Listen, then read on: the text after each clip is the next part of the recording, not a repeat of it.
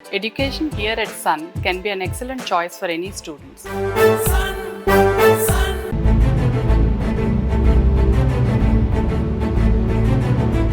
Cinema ఇండస్ట్రీలో ఒక సంచలనం. స్క్రీన్ ప్లే అంటే ఇలానే ఉండాలి అని రాబోయే తరాలకు నేర్పించిన ఒక మహా గురువు ఇక లేరు. Hero, producer, director, writer, music director Bhagyaraj గారు ఇక లేరు.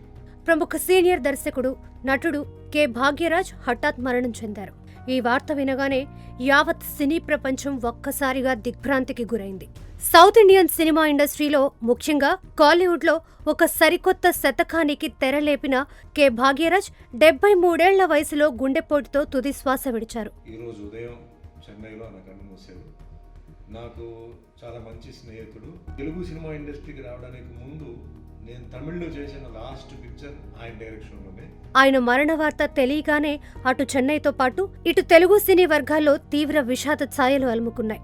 ఒక సాధారణ మధ్యతరగతి కుటుంబం నుండి వచ్చి కేవలం తన కలంబలంతో, అద్భుతమైన ఆలోచనలతో సినిమా రంగాన్ని ఎలా శాసించారో తెలుసుకుంటే ఎవరైనా ముక్కున వేలేసుకోవాల్సిందే. 1980, 90ల కాలంలో ఆయన సినిమా వస్తుందంటే చాలు థియేటర్ల దగ్గర జాతర జరిగేది.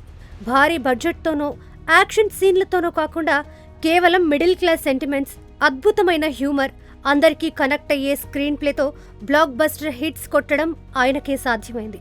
దర్శకుడిగా మాత్రమే కాదు, నటుడిగా, స్క్రీన్ రైటర్గా ఆయన సృష్టించిన ఇంపాక్ట్ సామాన్యమైనది కాదు. లెజెండరీ డైరెక్టర్ భారతీరాజా దగ్గర అసిస్టెంట్గా కెరీర్ స్టార్ట్ చేసిన ఆయన ఆ తర్వాత కాలంలో తానే ఒక ట్రెండ్ సెట్టర్గా మారారు. విచిత్రం ఏంటంటే గురు శిష్యులిద్దరూ ఒకే నెలలో కన్నుమూశారు. ఈ జూన్ 10న భారతీరాజా మరణించగా రోజుల వ్యవధిలోనే భాగ్యరాజ్ కూడా అనంత లోకాలకు వెళ్లిపోవడం చిత్రసీమను కోలుకోలేని దెబ్బతీసింది.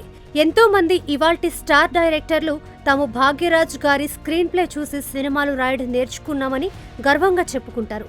ఆయన అందించిన ఎన్నో మాస్టర్ పీస్ కథలు తెలుగులోనూ రీమేక్ అయ్యి ఇక్కడి ప్రేక్షకులను కూడా ఎంతగానో అలరించాయి. కేవలం సినిమాలే కాదు, ఒక మ్యాగజైన్ నడుపుతూ సమాజంలో ఎన్నో విషయాలపై తనదైన శైలిలో స్పందించిన గొప్ప వ్యక్తి ఆయన. ఇలాంటి ఒక లెజెండ్ మనల్ని విడిచి వెళ్లడం నిజంగా తీరని లోటు. ఆయన ఆత్మకు శాంతి చేకూరాలని కోరుకుంటూ సెలవు.